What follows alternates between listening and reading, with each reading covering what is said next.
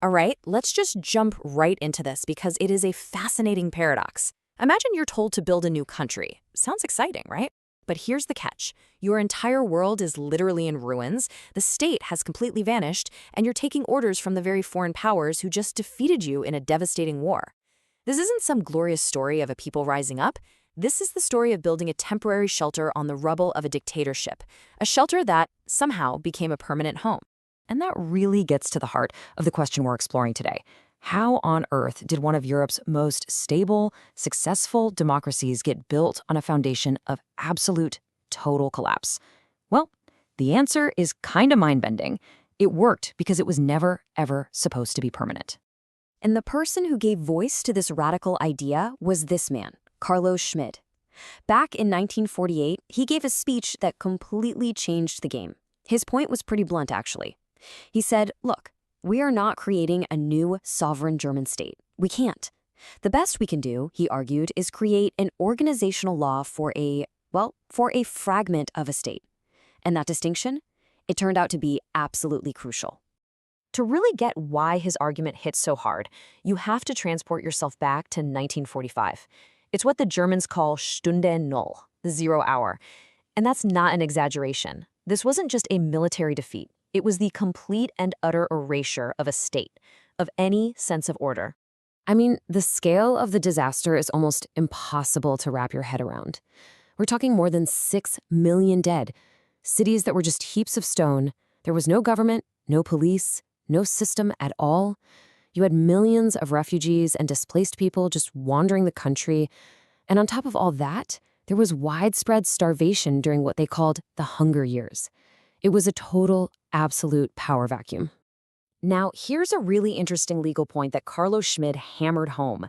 Germany, the idea of Germany as a country, hadn't technically ceased to exist in international law.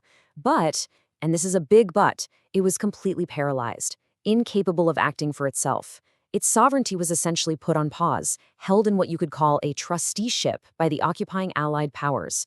In other words, they were running the show. And those trustees, well, they had a plan. But this wasn't a plan driven by some noble desire to help the German people get back on their feet. No, this was a plan born from the cold, hard logic of a brand new global conflict, the Cold War. Which brings us to July 1948, and these things called the Frankfurt Documents. You can see the power structure plain as day. This was not a meeting of equals. This was a command, flowing from the top down. The American, British, and French military governors handed down a directive to the leaders of the German states. The push to create a new Germany wasn't coming from the Germans at all. And let's be really clear about what was in these documents. This wasn't a suggestion. It was a diktat, an order, and it had 3 key demands. 1, create a West German state to act as a barrier against the Soviet Union. 2, get a group together to write a constitution for it. And 3, you will accept a permanent occupation statute, which would basically formalize Allied control for the foreseeable future. Now, you'd think the German leaders would have leaped at the chance to have some form of a state again, but they didn't. In fact, their reaction was one of pure dread and a kind of principled resistance. They looked at this Allied offer, and all they saw was a trap. So the German leaders went into a scramble, holding these emergency meetings like the Ritterstürz Conference. The whole debate wasn't about whether to accept the Allied demand, they knew they had to, but how they could possibly do it without triggering their single greatest fear. In the end, they came to a very reluctant agreement to move forward, but only, and this is key, only on their own very specific, very provisional terms. And here's what was really eating at them. This was the big one. They were terrified that if they were the ones to write a formal constitution and create an official West German state, they would go down in history as the people who cemented the division of Germany forever. They'd be seen as traitors who abandoned their fellow Germans living under Soviet control in the East. This is where Carlo Schmid's genius really saved the day. He gave them the intellectual and legal way out. He drew this brilliant, razor-sharp line in the sand. On one side, you have a constitution, a true constitution. That, he said, is something a free, sovereign people does to determine its own fate. But what the Allies were asking for, that's just an organization. It's a technical statute, a set of rules imposed under foreign rule. It doesn't create a real state, just a state-like entity. He said a real constitution is, and I quote, the total decision of a free people about the forms and content of its political existence. And his logic was undeniable. The German people were not free. Their decisions were being dictated by occupying powers. Therefore, whatever they were about to create could not, by definition, be a real constitution. It was a checkmate move. And that brilliant argument unlocked the door for one of the cleverest compromises in modern history. A compromise that wasn't about land or money, it was about words. It all came down to semantics. The Allies demanded a constituent assembly. The Germans said, no, that sounds too permanent. We'll call it a parliamentary council. The Allies demanded a constitution, in German a Verfassung.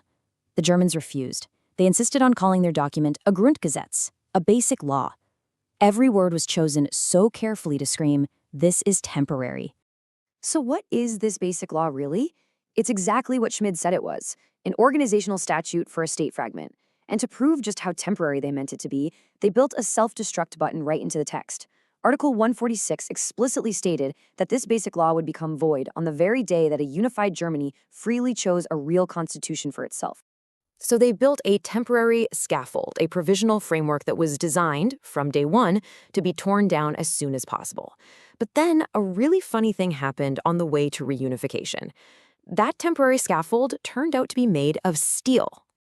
You can almost picture it, can't you? This legal creation was built on a landscape of rubble, it existed under this big dome of Allied control, and it was only ever meant to be a temporary support structure, a scaffold, nothing more.